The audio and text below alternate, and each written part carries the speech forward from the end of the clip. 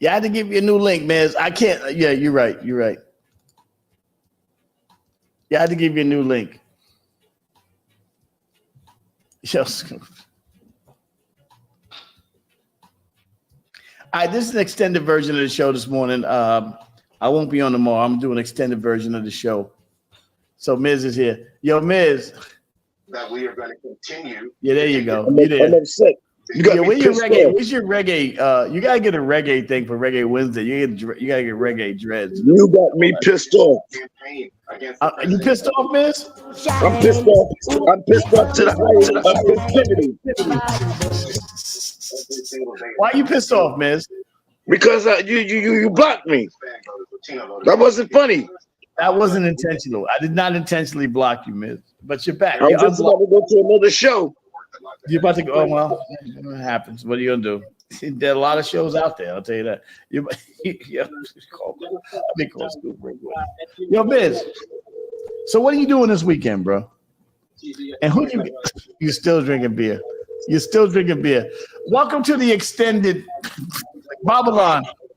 That's Miz over here bugging right now. Drinking. Babylon, what's up? Yo, listen. Babylon, tell Mr. Cheeks to wake up and tell him I said good morning. Nobody knows who you're talking about, Miz. Oh my God. Yo, Scoop. Yo. Guess your boy, your cousin's on here acting crazy. I extended the show to get him on here. Yo. First of all, before we leave today, we about to end the show. I got my brother Johnny Famous, aka School Lover, my brother, on here this morning. This is Reggae Wednesday. You woke the dead up? No, he's not. He scoop up. What Johnny doing? He hustling. He out there doing what he doing, man. He's not sleeping. That nigga don't get up till after 11 o'clock. Miz, turn off your damn TV. You're ridiculous. This is why I'm gonna block you again. I'm gonna block you again if you don't turn off your TV. This nigga, the nigga is on here with his TV blasted in the background, drinking beer in the morning. This nigga's out of his mind. This nigga's crazy, son. That's your cousin, son. That's your cousin. Yeah, fucking your partner. Oh my God. No, he was off. He was mad because he was blocked. He couldn't be on the show.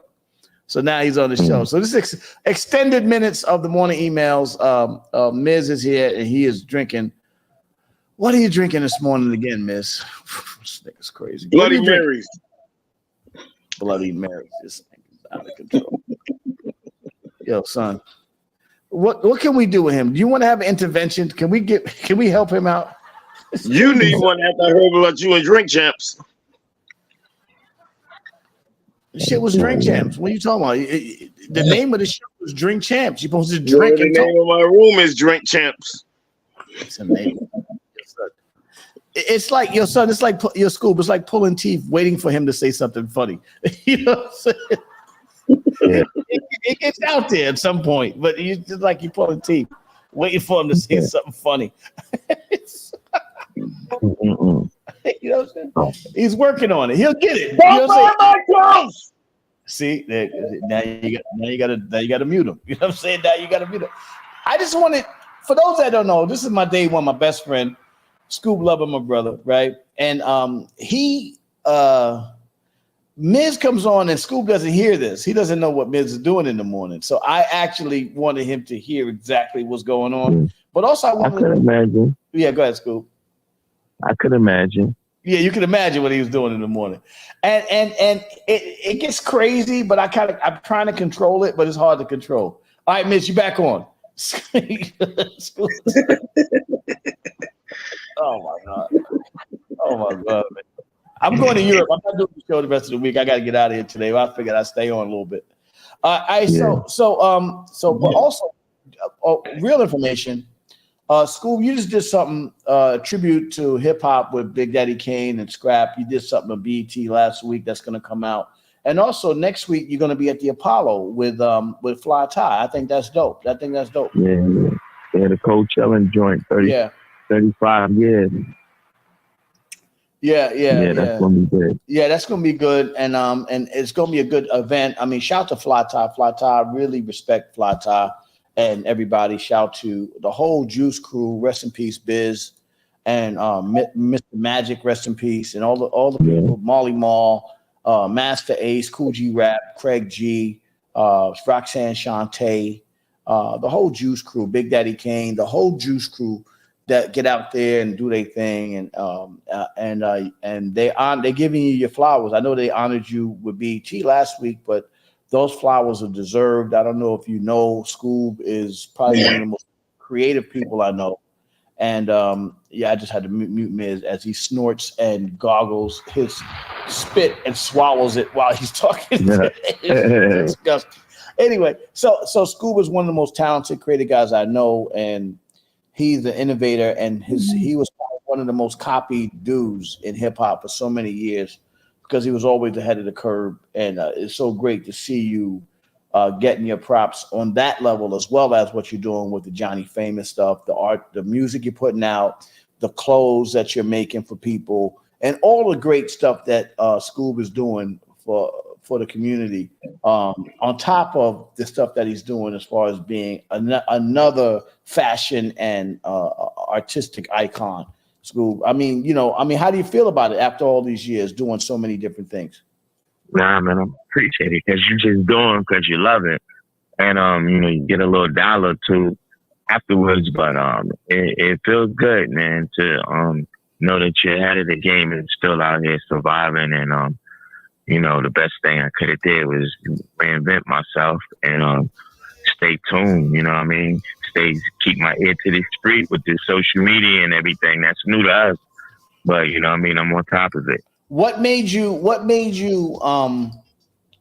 go from Scoob Lover to Johnny Famous? What made that transition for you? I had to grow. I felt like I was in karate school and I was just stuck at a white belt. Yeah. And I was like, you know what? As long as I'm in this school right here, this temple, I'm just going to stay at white belt. And I just went and explored, like a monk, he'd leave the Shaolin temple. Yeah. And so I just felt like that. And that was kind of nice. Let's go back a little bit. Let's go back a little bit to the beginnings of the IOU dancers. You were the founding member. You, Reggie, Catman, Craig, Jeff, Mike Cliff were the founding members of IOU. I was there the day that we started it, but you guys were the founding members of the IOU dancers. What was your idea about it, and do you think it would have that much impact on hip hop in the whole world? Do you think it would? I know it did, but we just wasn't recorded. There's no social media, nothing like that. So we all had to branch off at some point. It was like Wu-Tang, you know what I mean? Wu-Tang, but it was with dancers. It was like Wu-Tang. It was Wu-Tang with dancers. That's what it was. But also we were live in the clubs, prime time, a lot of records. Yeah. Name some of the records that we broke. I know that you would choreograph in a Tramp video with Salt-N-Pepa. You were doing a lot of different videos, but also in the clubs. What's some of the records that we broke? Every song from KRS-One, Ultramagnetic, everything hot with a beat that dropped. You gotta see Miz, son. This dude is out of control, son. You gotta see him. He's got a mask on right now. This dude is left. This dude's out of control. He need to be on, but he won't be on. He won't get on stage though. No, he won't. Yeah. He's stuck. When I said it's still a white belt. Yeah. Miz is still a white belt. Miz hasn't graduated to a blue belt yet. He will not leave the temple. But Scoob, what we had some crazy moves that we used to do back in the days. Now, just to be in full transparency, I danced, but Scoob. You had a crazy move you used to do with the knee thing. You bent down with the we all had crazy moves, but you are a real dancer. Like people don't even know. Like even back in the days when we were young, Scoob was breaking. He was popping. He had all kinds of stuff like from the breakdance days. What inspired you to make some of those moves up? That you guys, they're iconic moves now. You see him with Big Daddy Kane. You see him all over the place. Yeah. What inspired you to make some of those moves up? Well, you know what? They regular to me, but I knew that. Let's start with just being with Kane, like after IOU. Yeah. I was used to dancing with a group. So anybody, all of us, when we came up with our ideas, the simplest shit, if we just raised our hand, long as it was like 5 or 6 of us doing it, it looked dope. So I knew when we was with Kane, he couldn't do every move. So so even the moves that, you know, respectfully, even the moves that he did do, those was just regular moves to me, but I had to do it that he could do it because he wasn't really like a dancer.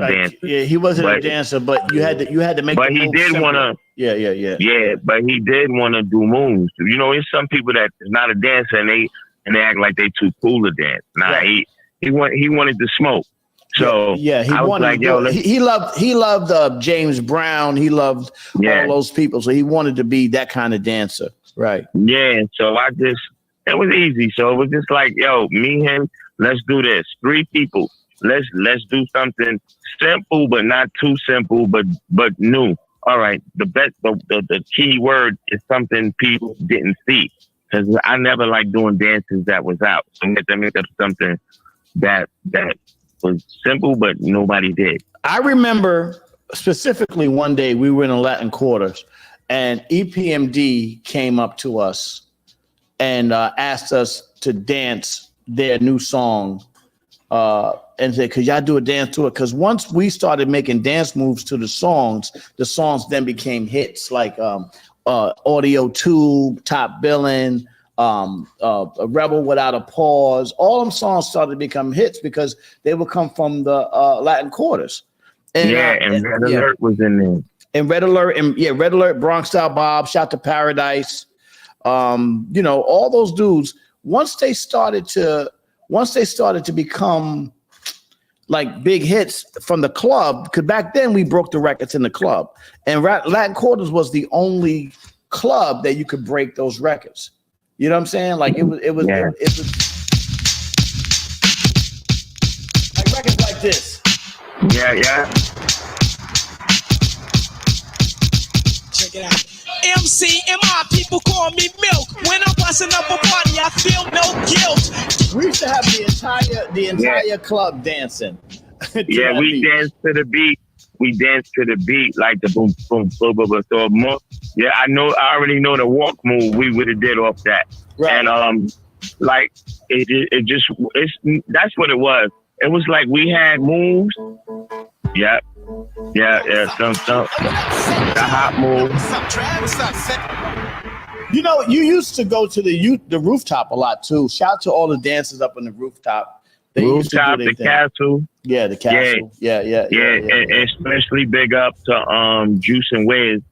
Yes, Juice and Wiz and the rooftop. Yes, absolutely. Them dudes was top notch. Yeah. And so let's go through some of your days as a dancer on the road with Kane in the early days. You were groundbreaking. You would just not only just dancing, but the style. In my opinion, I thought you were. Well, I was there, so I couldn't even say it in my opinion. I just felt that you were so instrumental in the early career of Big Daddy Kane, as far as his style, the way he approached to shows and all that kind of stuff, man. The haircuts. Yeah, the haircuts, the 3 cuts to the eyebrows. You have an iconic picture of you and Kane that's in the museums and stuff. Yeah, African American Museum in Washington, D.C. That is a great picture. Yeah.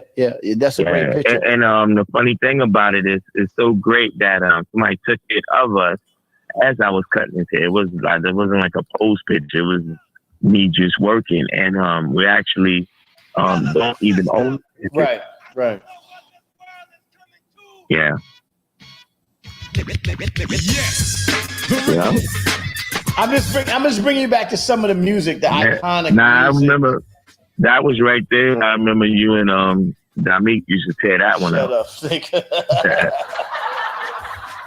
Shout out to Damique, one of the original dancers from IOU, Kilimanjaro. Like, he really was an icon in that moment, in those eras, man. We got to give dudes their flowers, like what they actually did, man. That was Damique, him and Reggie from the Towers. Reggie started IOU with you, and it really was a culture. I mean, listen, that shit was a culture thing.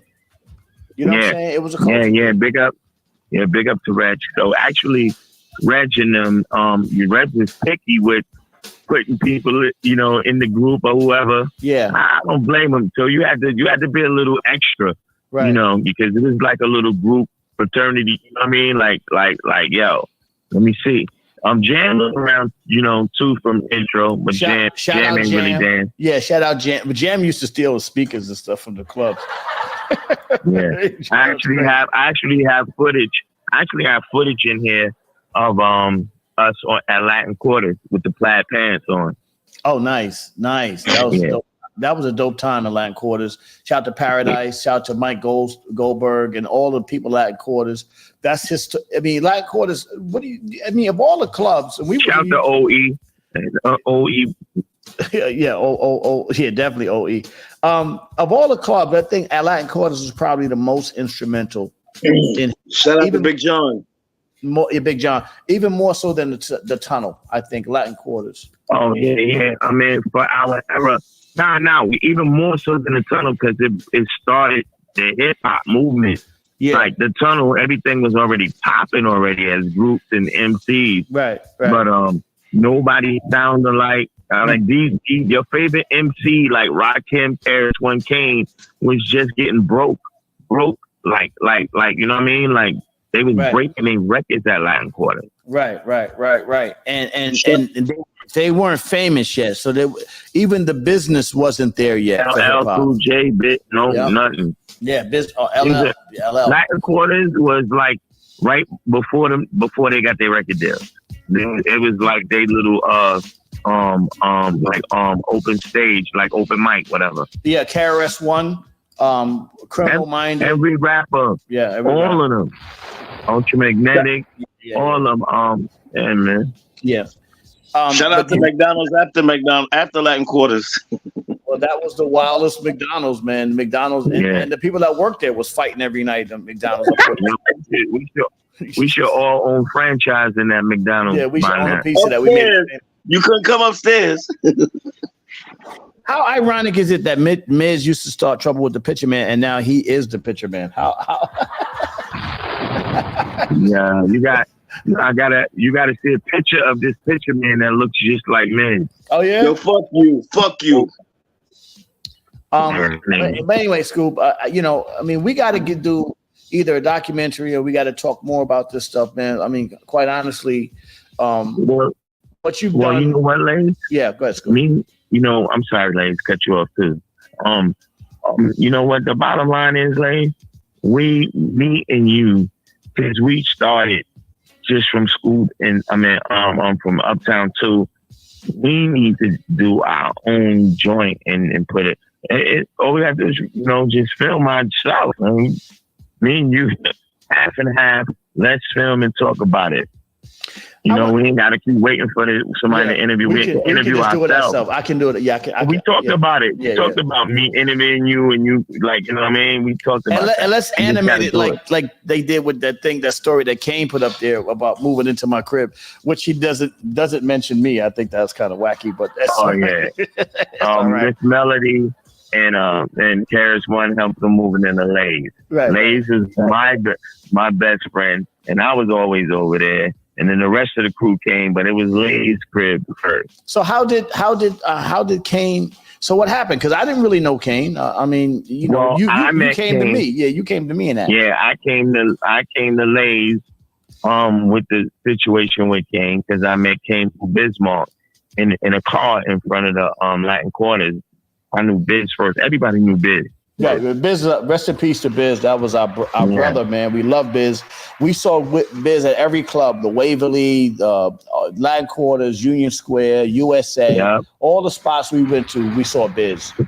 The rooftop, Biz was everywhere. We love you, Biz. Even to this day, he was in the hood. He come to Brooklyn, everything. Tell me about Biz. Biz loved you too. Biz really loved you a lot. I mean, Biz, man, he was one of the dudes that always wanted to joke. He had everything.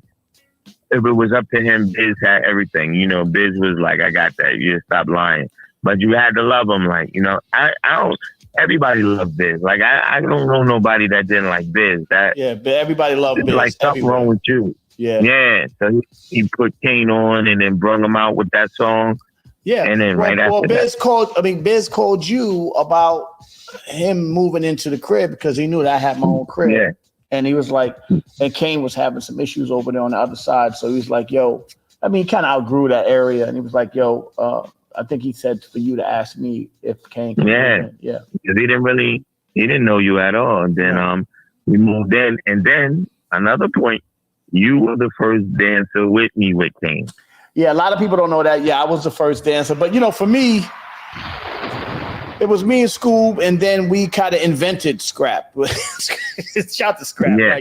Because Nifty. Yeah, because we didn't want, I didn't want to dance, When you was doing more stuff, you was doing the Gucci Man, the original Gucci Man. Yeah. I was doing. You was on your light skin shit. Yeah, I was definitely on my light skin shit. But I also felt like, in my opinion, I felt like if we all are doing the same thing, then there's only one tree. We got to create more opportunities, different ways for everybody. So, and even Miz did some punk shit, put me on a speakerphone, like I was trying to say, fuck Kane, fuck you, Miz.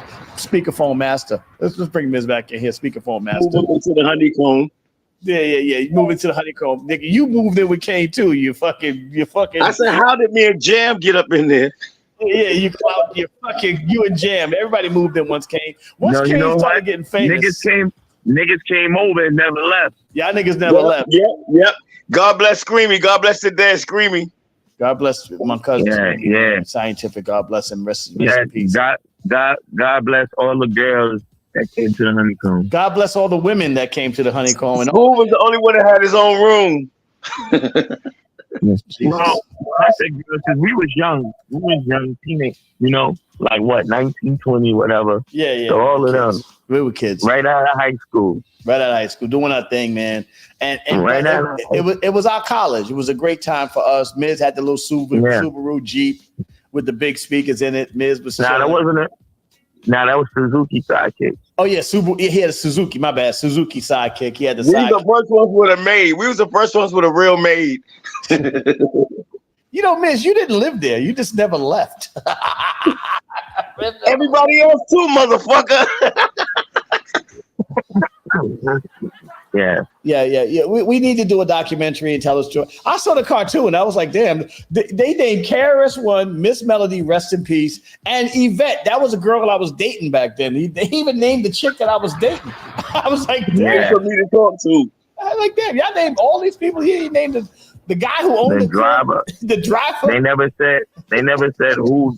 Where he moved in? Oh, he moved into his own fresh condo. No, it wouldn't even like, no, my man Lays. I can see if Lays was like a guy that you didn't know, right? Like some obscure plumber. I'm actually in the business. Yeah. Big up to the landlord. Big up to your landlord. Alex. Yeah, Lays. The nigga named your landlord and everything. You didn't say your name. That's funny. You gotta laugh about it though. It's funny. I love you. Listen, Kay's my brother. I love him to death. Even sometimes he forgets that he's my brother, but it's okay. I love him. I forget the whole story. Yeah. You gotta be like, you gotta tell a whole it's like story. Versions. You gotta tell instead of verses. You gotta tell versions of a story. You know what I'm saying? That's all you gotta do. The way to tell the truth, nothing but the truth. Yeah. So help you God. Well, no. But we had a great time. The point I'm making is that we are originators. You are an originator, man. Like a lot of people took your style. A lot of people took the way you moved. And they all wanted to be Scoob. They all wanted to be Scoob Lover, my brother. You made records with Kane. You guys had such great synergy. And even when you brought Scrap in, after I left as a dancer, you brought Scrap in. To do his thing. Y'all blew up, man. And that was just God saying, listen, that needed to happen. You know what I'm saying? That needed to happen. That's true. You know what I'm saying? That needed to happen. And you guys. And another thing, too, while y'all both on the phone, that's so funny, that this how long I knew y'all little crusty little niggas.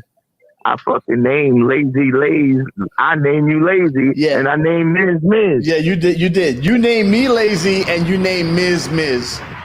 And your name, I don't want to tell what your first name was, but your Johnny Baby and my cousins and them named you Scoob. Yeah, your cousin named you Scoob. Yo, watch this. Scoob don't remember this. But Scoob first MC name used to be Rockin' J. Rockin' J. If you didn't know that. Watch this. Scoob don't remember this. He really broke the chain when we was at the Apollo, when he competed at the Apollo, and he was nervous. He was real nervous. Did he think he could really jump over his leg? And when he jumped over through his leg, that's when he knew he was the man, because he practiced that shit every fucking way. All right. Anyway, Miz sometimes he just goes over the rails. But we talk about those moves that you did, like the jumping over the leg and all that kind of stuff. We used to just drink 40 ounces of beer and watch Chinese movies, and that's how we kind of came up with a lot of those moves. And then everybody started doing it, and then I said, let me do it backwards too. Yeah, that was great. Yeah. But you were original. You were one of the originators of that thing. All those dance moves became classic hip hop dance moves. I think you were responsible for hip hop dance more so than anybody else, because not only what you said today, I thought made sense. You said the moves that you were doing you made it simple so that anybody could do the moves. You know what I'm saying? It wasn't too complicated, except for the sliding across the floor shit that nobody. That was definitely some kung fu. That was a Shaolin move. Yeah, Shaolin. Yeah, that was a kung fu. And my legs will prove it right now. And you got scars.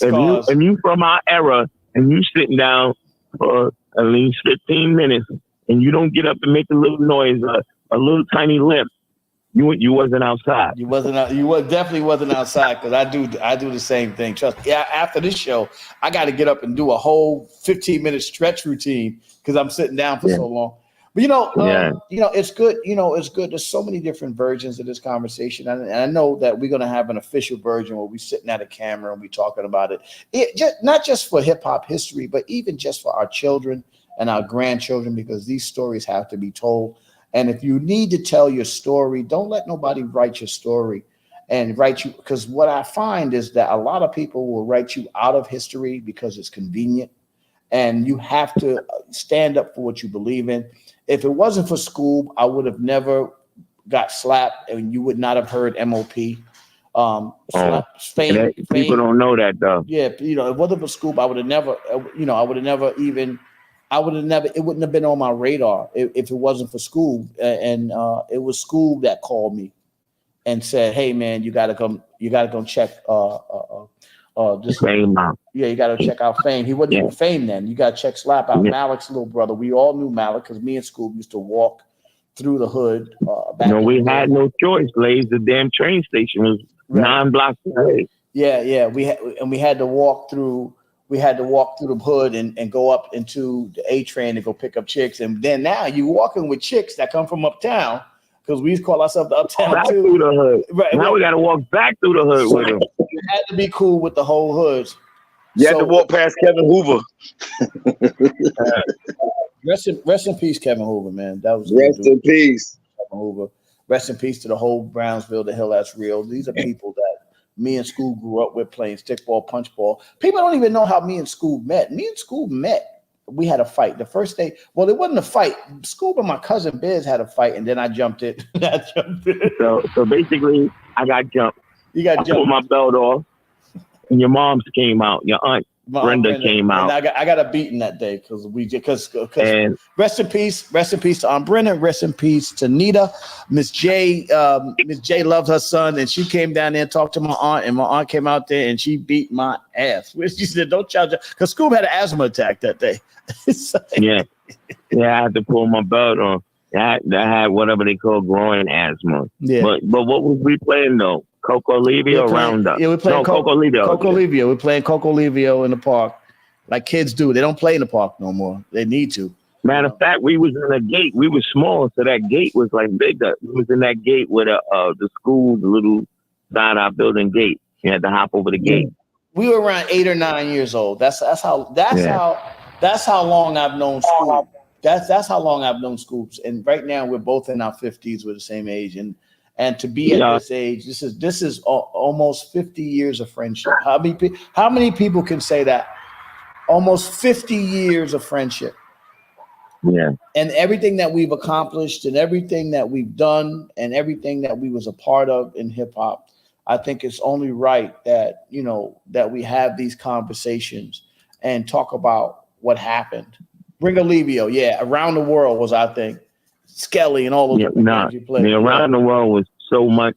Niggas be up there eating, you looking for motherfuckers on Pickett Avenue. Yeah. Around the World was Coco Alivio on steroids. Yeah. So Spin the bottle. So whatever his name was, Miz, I'm trying to tell you, you should be all right. No, spin the bottle in the elevator. No, that wasn't. That was just corners. That was corners. Elevators, corners. So School, before we go, man, I just you know, I'm glad I called you, Pop. I need you to check on your cousin. This right here, he's still drinking beer. He's still out here bugging. But anyway, this is an extended version of Morning Emails. I mean, this story is going to be extended longer. We're going to have a conversation, me and School. We'll set it up for everybody to hear it. Tap with Scott. That's interesting. Oh, man. Yeah. Flat leaving. You're getting punched. 52 punches. 52. We didn't understand. You left. Are you leaving? Now we know. It's only 12 o'clock at night. You leaving? We still in the mountains. I gotta go still home. In the mountains getting wingworms. I need to go home. Anyway, yeah, Scoob. And so now Scoob is out there doing his thing. He has so many different things going on. What Johnny doing? He's got clothing stuff that he's doing. He's got his music that's incredible. He keeps the party jumping. He's playing parties.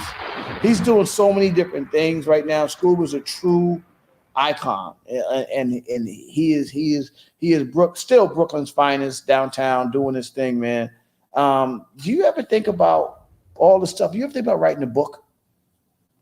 Yeah, I always think about writing a book or coffee table, a coffee book. Coffee, you know what I mean? Book. Yeah. I mean, I think it's warranted. Maybe you just get a writer and you can sit down and you can just talk and then allow it to, you know, now they got programs where they'll just write the shit out for you. And then you get an editor. Fact. Yeah, you get an editor and you can sort of put that stuff together. You know what I'm saying? Like, I think it's important. Like, these stories need to be told. And Scoob Lover, aka Johnny Famous, aka, you know, all the different versions of your life should be on a book, because it's a model of not only just being dope at what you do, being an artist, but it's a model of getting through life and to being where you are today, to where you're an icon and still loved in the hood and still doing what you're doing on a daily basis, man. It's a great history. And now you got daughters and you got kids. I mean, your daughters are like lawyers and all kinds of stuff, man. It's crazy, man, to see all that go down. Yeah, we definitely traveled, man. The story about Poor Little Rich Boy. Poor Little Rich Boy. Yeah, I think that should be, if that's the title. You know, I produced a song for School called Poor Little Rich. I don't have it here, but I produced a song for School called Poor Little Rich Boy back in the days. And I think I'm gonna send it. Yeah, I'm gonna send it to you. Yeah, send it to me. One of those songs that I think that is a song that would describe School, Poor Little Rich Boy. You know what I'm saying? That is a song. That might be the title of your book, I think. Yeah. Poor Little Rich Boy, flossing in the cherry coupe, drug loot, Benz with the rollie. They don't love him because he's cute. He's like a demo tape. He's trying to get his name out. Luxury joint. I know them joints. Yeah, that was crazy. That's a great song, man. It's kind of It's kind of along the lines of Blood, Sweat, and Tears and all that stuff that I did for MOP. It's kind of in that vein. When I was producing with my keyboards that day, and it's definitely a song that I think of all the songs that we made some great songs together. We used to harmonize all that stuff. But Poor Little Rich Boy was definitely a song that it's a great song. I think you got to put that out, I think, one day and do a video to it. School and lazy, drive the fly girls crazy. Yeah, see, I gotta mute. You gotta mute him. You gotta mute him. His timing is just impeccable. It's great. I love him, man. It's your cousin. Man. I love that guy, man. Your cousin. Anyway, Scoob, I'm gonna get out, man, and thank you for popping in. These stories need to be told. I think it's important. Next week you're going to be at the Apollo, I think. Make sure. I think it's on the 20th. On the 20th at the Apollo Theater. Shout to Fly Tie, Cold Chillin' Records.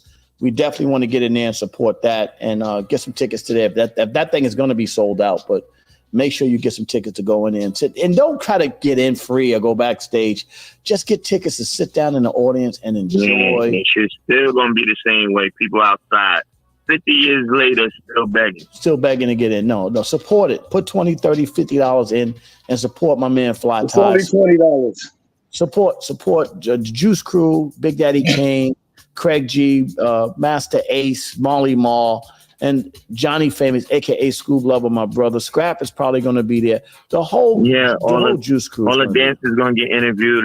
Sean and Kenny from Coogee Rap. Yeah, Sean and Kenny. Salute to them. Sean and Kenny from Coogee Rap dancers, DJ Polo, and everybody. And once again, Roxanne Shante, the queen of the Juice Crew herself, and also rest in peace to the great legendary Biz Markie. I mean, really a good dude. This is a guy that we considered a friend, and him and Scoob were very close. So I know it hurt you when he passed away because you and him was man. Now call me and give me great advice. And be simple but great advice, man. Yep. Yeah, man. All right. Well, listen, you guys have a great day. Johnny Famous, aka Scoob Lover. I'll see you later, boy. I'll talk to you later. And yo, ladies, check your email right now. You got Poor Little Rich Boy sitting right there. I definitely want to. Sitting right there. I definitely. Well, let me see. I'm gonna end with that song here. Let me see if I can get it up. Yeah. All you gotta do is press play. Yeah. No. I got you. Yeah. I'm gonna end with Poor Little Rich Boy. This is a joint that I did for Scoob years ago. When Scoob, I did a bunch of joints for Scoob. Yeah. We did a bunch of joints, but this is one. Remember the Ring My Bell joint? Yeah. Miss Jackson. Yeah, we did a lot of joints. Remember, Garbage Model was singing on them. Yeah, she did it. She did a good job. She was a little bit before her time. Yeah, a little bit before. Listen, before her time, because there's a lot of Garbage Models out there. It was a funny story because I liked her. She's a nice girl, but who named her? I did because she said she was a model. And and I said she must model garbage. Yeah, but we ain't call her Garbage Model. We called her GM, and she never knew what it stood for. Yeah, we kept calling her GM, but she never knew what we was meant. But anyway. So for those that don't know, this is Poor Little Rich Boy by my brother Scoob Lover. When I say my brother, he is literally my brother. He's my best friend. My day one. Like, you don't even understand. Before anything ever happened in hip hop, before hip hop was just a baby. Well, you know, about 50 years of hip hop. This is 50 years of friendship. This is Run DMC was Suck MCs wasn't even out. No, this is King Tim III wasn't out. You know what I'm saying? Yeah, I mean before that. Yeah, before all that stuff, yo. So this is Poor Little Rich Boy. Yeah, we end on this one. Y'all have a great day. Check it out, Poor Little Rich Boy by my brother Scoob Lover. Poor Little Rich Boy. Yeah. Alright. That's why we call ourselves trendsetters, nigga. Alright, setting trends. Alright, you ain't gonna get this yet. When you first hear it, you might not get it. You're gonna have to follow it and then learn it and study it. And then later on you get it, you know what I'm saying? Well, let me tell you, my nigga Johnny Famous. Alright, tell niggas some shit they can recognize, they can feel. Poor Little Rich Boy flossing in a cherry coupe truck. Luke Benz with the rollie, they don't love him cause he cute. It's like a demo tape, he trying to get his name out. Luxury ghetto thuggy, quick to blow your brains out. Attitude is vain, a fuck you sign is his last name. He crawling in the ice that swings from his chain. Mommy loves him, hates he lives the fast life. His father lived by the gun, but died by the knife. Opposites attract. Okay, bad, me good. Leave them chickens alone without a plan. Life is no good. He left floss, but when it costs more than his bills, it's not flossing. It's called nigga, keep it real. Where your hoes? Exclusive. Panic with your boys when you begging for change up on Atlantic. Morning emails, exclusive. All around you, it's a doggy dog world. When you fall, they gon' bite you. Thank y'all for coming in today. This is my brother Scoob Lover. Salute. Thank y'all for coming in. Y'all have a great day, man. And we'll put this all down on tape one day so y'all can hear the real stories. Like I said, this is probably one of the most talented brothers I know.